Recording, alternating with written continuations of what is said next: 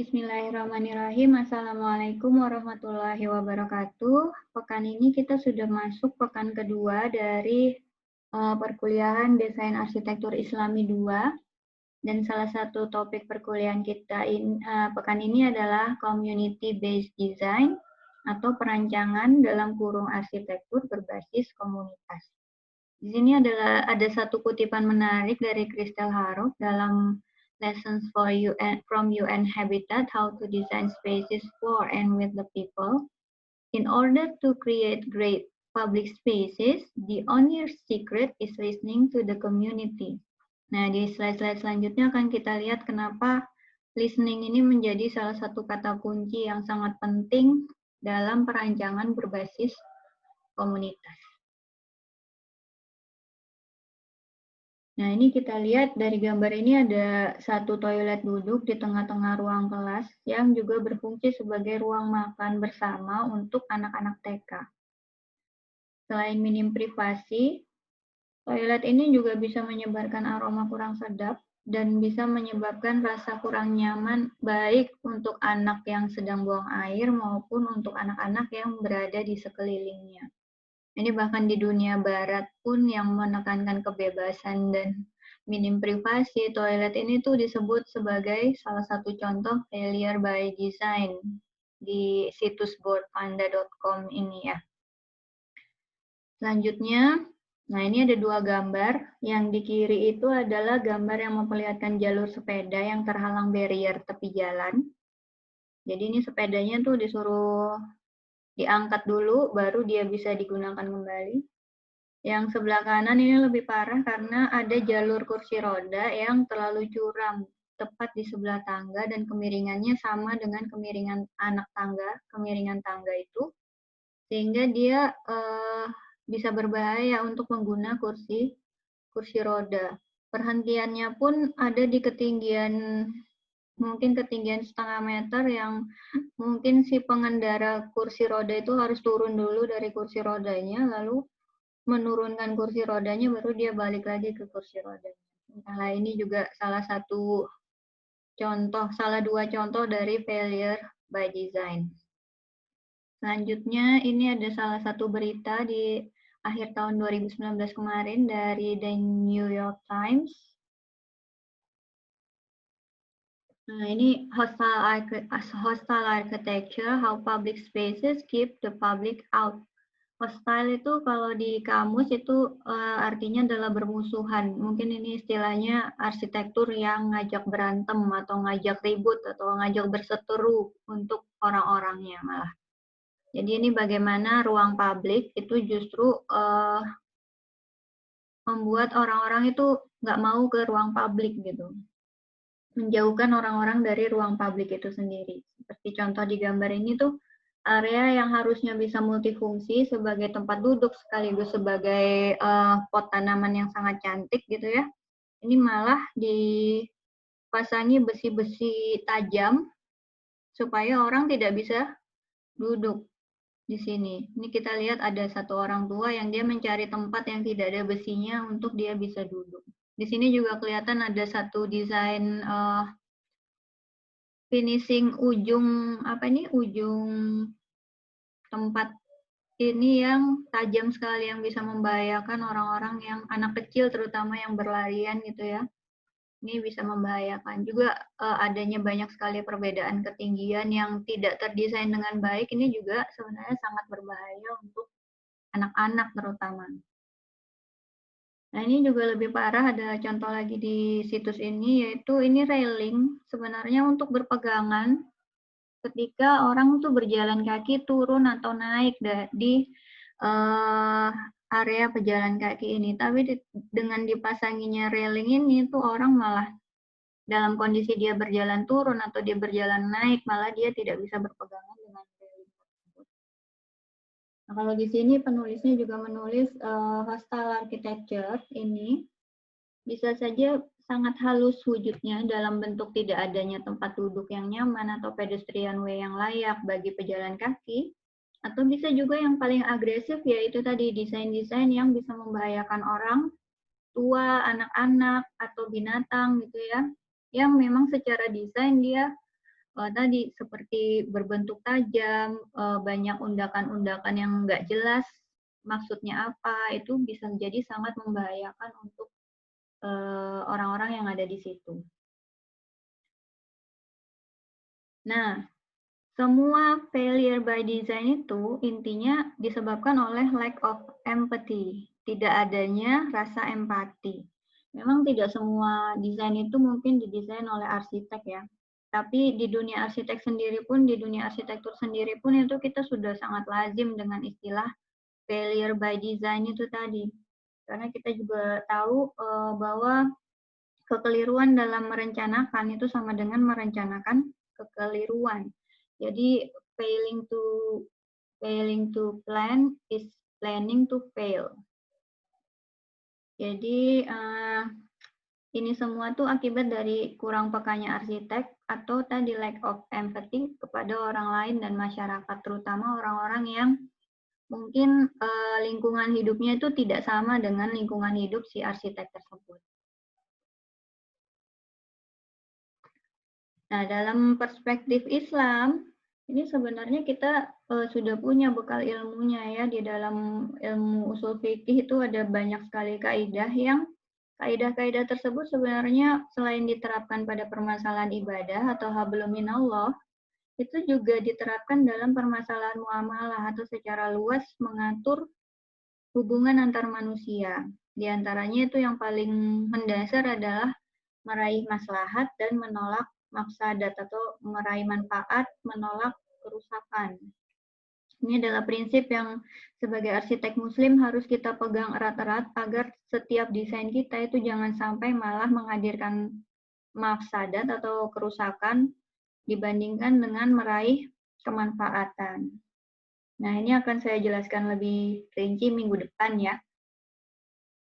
Selanjutnya, jadi pertanyaan yang muncul adalah how can we design together? Gimana kita bisa mendesain supaya kita itu bisa muncul empatinya kepada masyarakat yang mungkin lingkungan hidupnya berbeda dengan lingkungan hidup kita sebagai arsitek.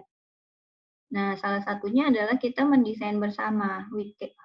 Kita mendesain bersama mereka, bukan kita mendesain untuk mereka. Mereka hanya menerima desain begitu saja. Tapi bagaimana caranya? We design together ini gimana caranya?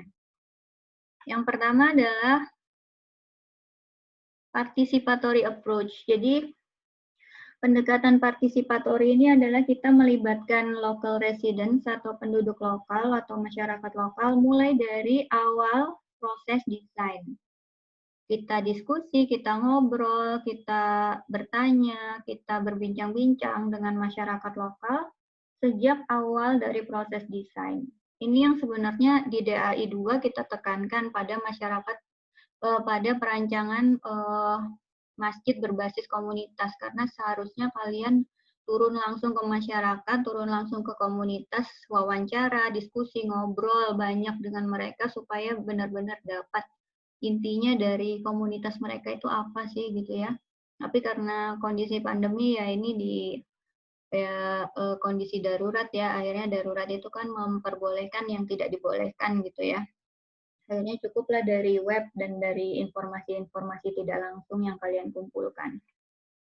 Nah, participatory approach ini kenapa penting? Karena masyarakat lokal, masyarakat setempat itu biasanya paling paham kondisi di tapak yang akan kita gunakan sebagai tapak area perancangan itu. Misalnya dia mungkin akan bilang di situ tuh kalau malam suka dipakai preman nongkrong tuh mas, misalnya gitu. Atau dia punya insight-insight berharga, misalnya kayak kita tuh sebenarnya sudah punya loh komunitas untuk menanam tanaman obat misalnya, tapi kita selama ini nggak berani menggunakan tanah itu karena bukan hak kita gitu. Nah itu bisa kita gunakan insight-insight dari mereka untuk memperkaya perancangan kita di public space yang akan kita rancang bersama mereka itu.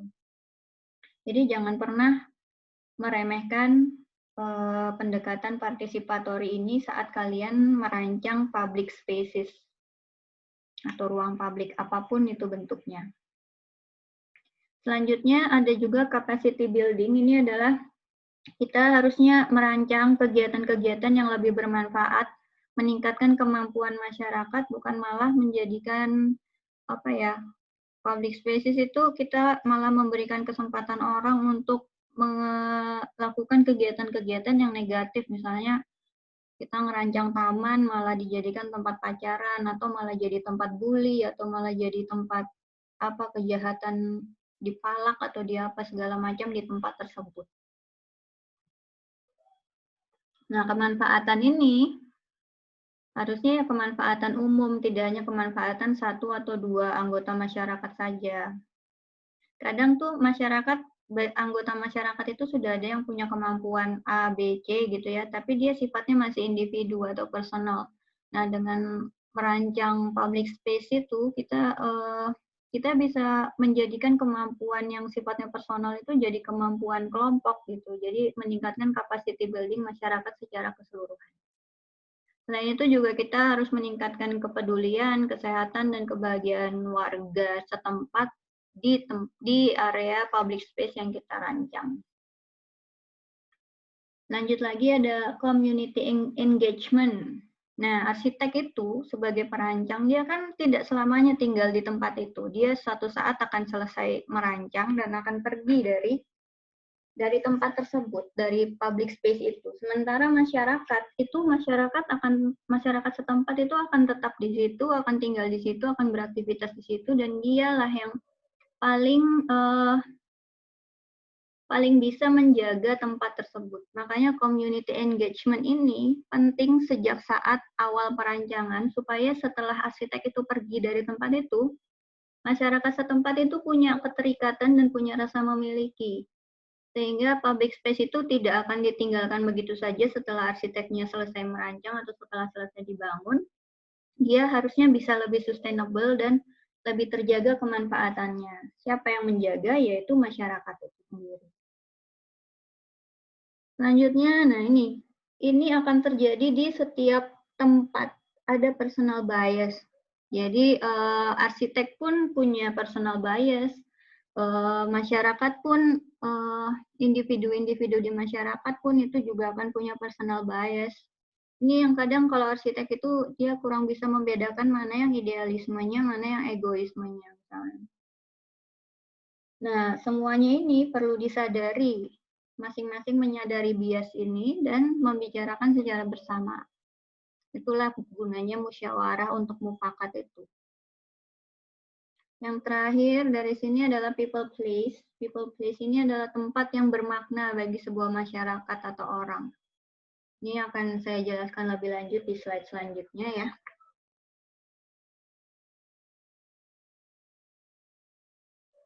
Nah, ini kita akan mencoba mengambil dari UN Habitat for a Better Urban Future, ya benar. Placemaking Toolkit Designing People Places. Jadi dari ini kita akan lihat apa aja sih strateginya, terus apa aja yang bisa kita lakukan sebagai arsitek dari toolkit ini ya. Nah ini yang pertama, bagian pertama diperkenalkan dulu apa sih people places itu dan apa sih placemaking itu. Placemaking itu adalah istilah yang kita gunakan untuk kalau secara bahasa kan membuat tempat gitu ya. Tapi tempat itu ada makna filosofisnya. Jadi tempat itu adalah ruang yang bermakna. Jadi kalau satu ruang itu tidak punya makna, dia belum bisa kita sebut sebagai tempat atau place.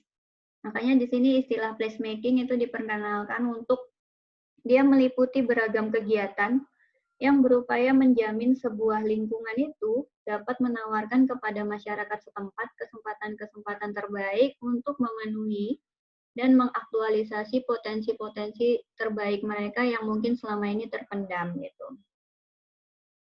Tempat ini juga perlu untuk membantu mereka menghadapi tantangan yang mereka hadapi, misalnya juga harus merefleksikan nilai-nilai yang mereka hargai, terus memupuk sense of belonging tadi, rasa memiliki, juga harus bisa membantu mengembangkan sense of authentic human attachment itu rasa keterikatan antar manusia di situ, antar antar anggota masyarakat di situ.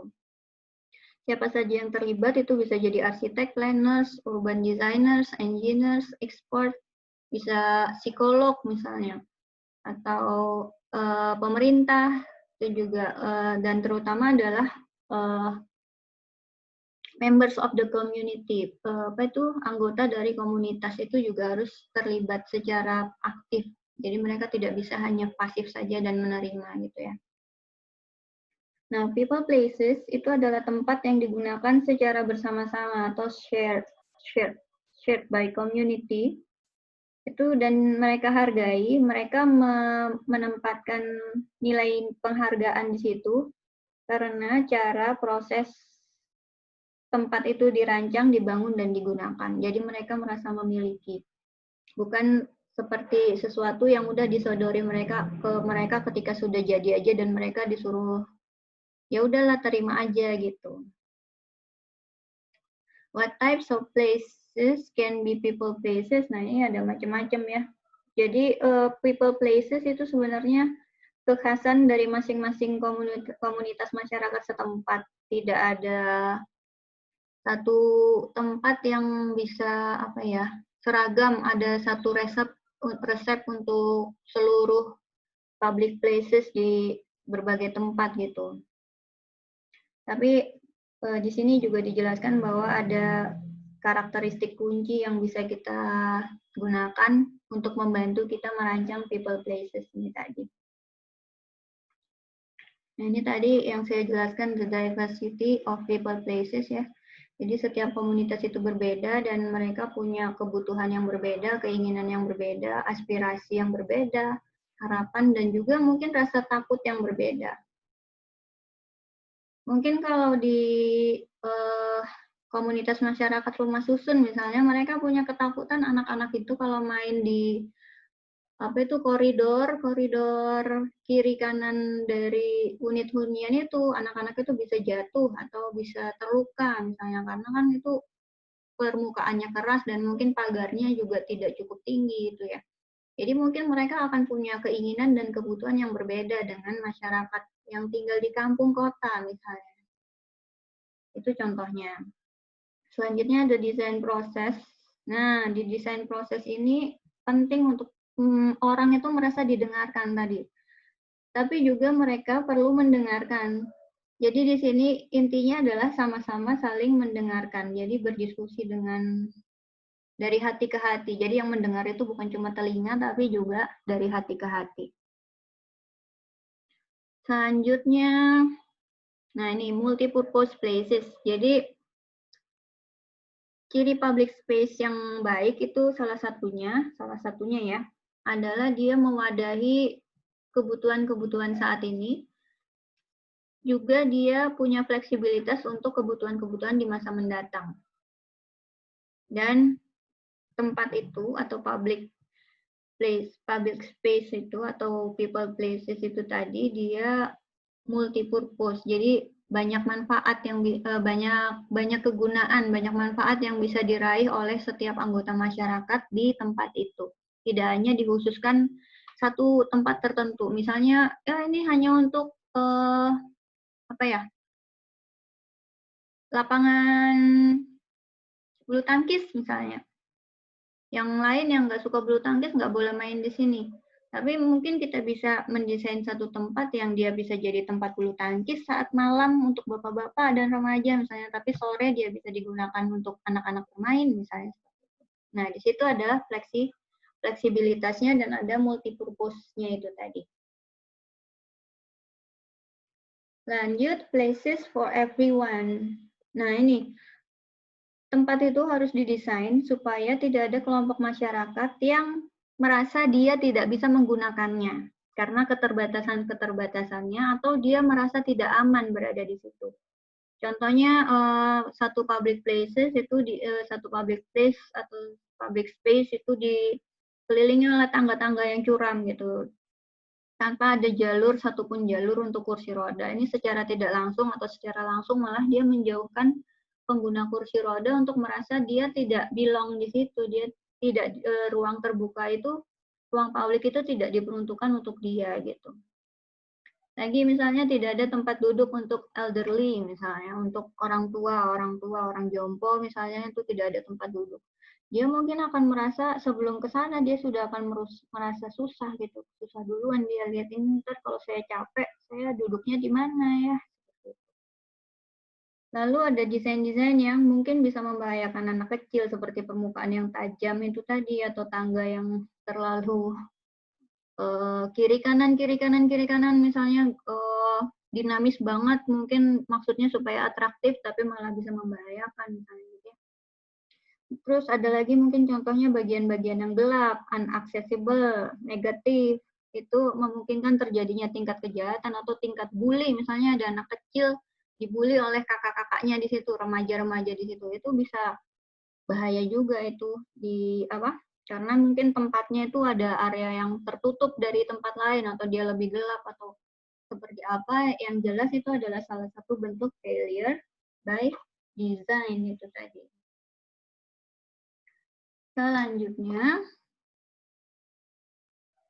nah, kenapa sih people places itu penting? Jadi gini, lingkungan itu walaupun tidak selalu, dia dapat membawa pengaruh terhadap perasaan seseorang mengenai apa yang bisa dan tidak bisa mereka lakukan. Jadi contohnya anak-anak tuh, dia tidak punya tempat bermain bola lah yang memadai gitu ya. Nah itu terus dia tentu akan berusaha mencari tempat lain yang bisa mereka gunakan untuk bermain. Contohnya jalan, mereka main di jalan, otomatis kan akan lebih rawan terjadi kecelakaan misalnya. Atau mereka akan pergi ke kampung sebelah yang ada lapangannya misalnya. Otomatis ketika mereka pergi dari kampungnya ke kampung sebelah, mereka akan lepas dari pengawasan orang-orang yang mengenal mereka di kampung mereka sendiri itu. Nah, ini the quality of spaces in villages, towns, and cities can make a difference by. Yang pertama, menyediakan kesempatan bagi orang-orang untuk mengakses satu tempat dengan cara yang aman dan sustainable. Yang kedua, dia menyediakan kesempatan orang itu bertemu dengan orang lain. Yang ketiga, dia menyediakan kesempatan bagi orang untuk mengekspresikan dirinya melalui apa keindahan atau apa yang kemampuan-kemampuan yang mereka punya gitu ya. Yang selanjutnya juga menyediakan kesempatan yang lebih baik untuk bisa saling mengambil manfaat, saling memberi manfaat dari satu sama lain untuk keseluruhan lingkungan mereka. Ini yang sudah saya jelaskan tadi ya. Apa aja sih bentuk dari people place? People places itu kalau di DAI 1 kita sudah merancang dua tempat ini, yaitu yang pertama jalan setapak pedestrian ways, lalu ada parks and open spaces, ini yang sudah kita rancang juga semester lalu di DAI 1 ya. Cuma kita kan belum menggunakan pendekatan community based design, tapi objeknya itu jalan, taman, open space itu sudah kita gunakan sebagai objek perancangan. Nah, yang akan kita gunakan sebagai objek perancangan di sini adalah yang ketiga ini, yaitu public buildings. Masjid itu adalah salah satu public buildings. Di DAI 2 ini kita akan merancang masjid yang melayani community, komunitas, serving the community, terus dia provide access, menyediakan akses untuk berbagai aktivitas, pelayanan, terus events yang mungkin secara komunitas itu mereka hargai di lingkungannya gitu. Tidak hanya masjid sebagai tempat sholat, yaitu tetap penting masjid dengan fungsi primernya sebagai tempat sholat, tentu saja itu salah satu aktivitas yang penting di masyarakat ya. Tapi masjid ini juga perlu mewadahi aktivitas-aktivitas lain sebagai fungsi sekundernya untuk melayani masyarakat secara lebih luas. Nah, prinsipnya sebagai public buildings itu adalah yang pertama dia harus welcoming. Harus welcoming atau harus kesannya itu menerima orang gitu. Yang kedua dia harus safe, harus aman. Yang ketiga, dia harus easy to get to atau mudah diakses, mudah didatangi, mudah dan tidak menimbulkan depressing, tidak menimbulkan rasa tertekan. Dari jauh aja ngelihat masjid udah ngeri gitu misalnya ya, itu nggak akan bisa jadi public places yang bermanfaat banyak untuk masyarakatnya. Nah, ini ada beberapa key principles tadi. Memang tidak ada resep tunggal gitu kan. Tadi dia bilang tidak ada resep tunggal, tapi ada beberapa key principles atau prinsip-prinsip kunci di mana kita itu bisa mendesain people places itu tadi. Yang pertama adalah solve more than one problem with each concept. Jadi satu konsep kita itu harus kekuatan arsitek itu kan di konsep ya. Jadi satu konsep itu dia harus menyelesaikan berbagai permasalahan yang ada di komunitas tersebut. Dan permasalahan itu hanya bisa kita ketahui kalau kita mendengar cukup banyak dari masyarakat itu. Begitu juga dengan konsep itu tidak harus muncul hanya dari arsiteknya itu sendiri, tapi juga bisa muncul dari masyarakat. Hanya kita berperan mengelaborasi konsep itu ke dalam bentuk-bentuk fisik dan visual yang bisa diterima oleh masyarakat juga. Yang kedua, consider change over time, karena memang bisa jadi satu saat aktivitas yang sekarang ini sedang happening atau sedang banyak dipelajari, disukai oleh masyarakat mungkin akan berubah. Jadi change over time ini juga perlu kita pertimbangkan. Yang lebih mendalam adalah ini, respect the soul of the place. Jadi kita bisa, soul of the place itu kan kadang hadir dalam bentuk-bentuk yang sederhana gitu ya, tapi dia akrab di masyarakat itu. Dia adalah familiar elements di masyarakat itu, bentuknya bisa jadi local material, terus sifatnya juga tidak selalu mahal, inexpensive.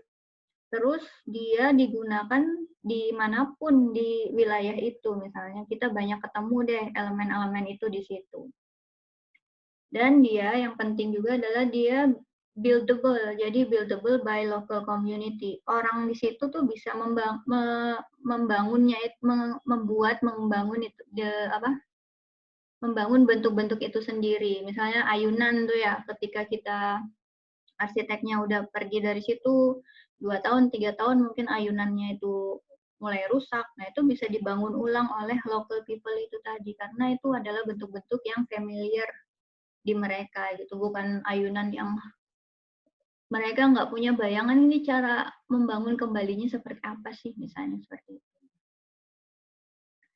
Lalu selanjutnya, nah ini yang tadi, unintentional bias, avoid unintentional bias. Jadi hindari bias-bias yang mungkin tidak disengaja, kan tidak disadari itu tadi, karena lack of empathy itu tadi.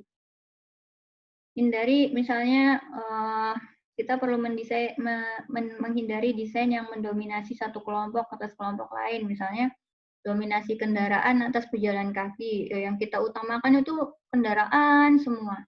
Pejalan kaki nggak kita perhatikan, misalnya seperti itu. Yang kedua, misalnya dominasi remaja atas anak kecil. Nah, ini kita bikin public space di masjid, misalnya di halamannya, tapi itu hanya untuk remaja, anak kecil nggak boleh masuk di situ, misalnya. Itu contoh unintentional bias ya. Terus selanjutnya adalah build community and a sense of positive momentum. Di sini tuh membangun momentum yang positif di masyarakat itu bahkan bisa dengan cara sesederhana menanam pohon dan tanaman dan bunga-bunga yang itu bisa dilakukan oleh semua anggota masyarakat. Dan ketika mereka mulai menanam pohon di situ misalnya ya, dia akan melihat sense of progress, ada positif momentum di situ. Ketika tanaman itu bertambah besar misalnya, dia akan muncul rasa memiliki dan positive feeling dari lingkungan tersebut. Jadi cara membangun sense of positive momentum di dalam sebuah komunitas itu bisa dengan cara-cara yang sangat sederhana dan mereka semua itu bisa melakukan gitu. Bukan yang mereka susah melakukan, kebayang aja enggak, misalnya seperti itu.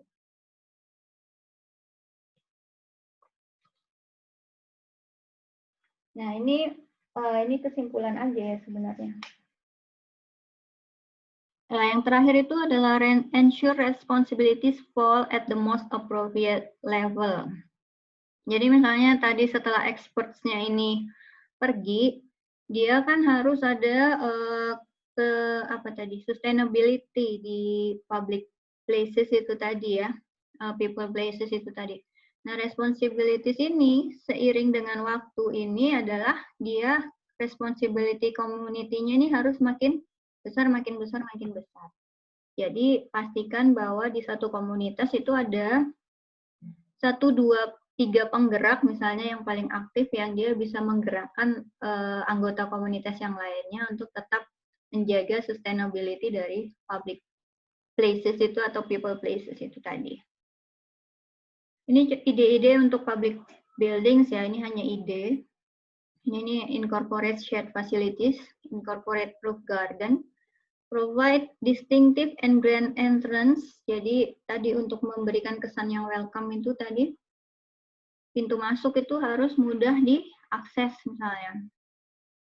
Visible and accessible from the street, locate an attractive open space outside main entrance to the open space. Nah, ini untuk mengundang orang masuk ke public space kita tadi itu juga perlu ada ruang-ruang terbuka walaupun masjid yang kita rancang ya.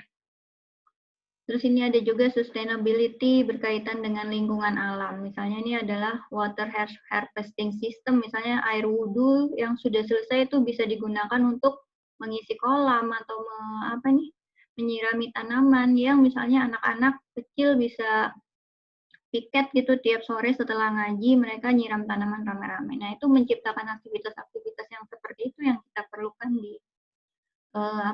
di sebuah masjid gitu ya, supaya masyarakat setempat bahkan anak kecil itu merasa memiliki masjid tersebut. Ini contoh di Jakarta, ini ada Taman Maju Bersama.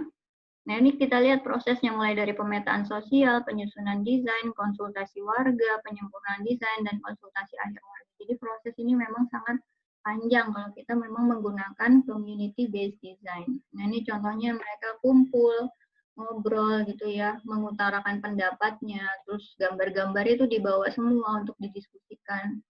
Memang prosesnya lebih panjang daripada arsitek langsung mendesain, cuma manfaatnya juga akan lebih panjang daripada gambar itu tahu-tahu jadi gitu. Nah, ini contohnya, ini ruang publik terpadu ramah anak RPTRA. Ini ada banyak sekali di Jakarta ya. Dan masing-masing RPTRA ini bentuknya beda-beda, fasilitasnya juga beda-beda. Ada yang tempat ini main gitu, ada yang tempat baca, ada yang ini di rumah susun nih, ini tempat bermain anaknya sangat dominan ya, karena mereka nggak mungkin dia hanya berlari-larian di dalam kompleks rumah susunnya itu saja. Nah, ini contohnya. Ini contoh tadi public places atau public people places sebagai ruang terbuka dan ruang terbuka dan area terbuka lah ya untuk multi aktivitas itu tadi.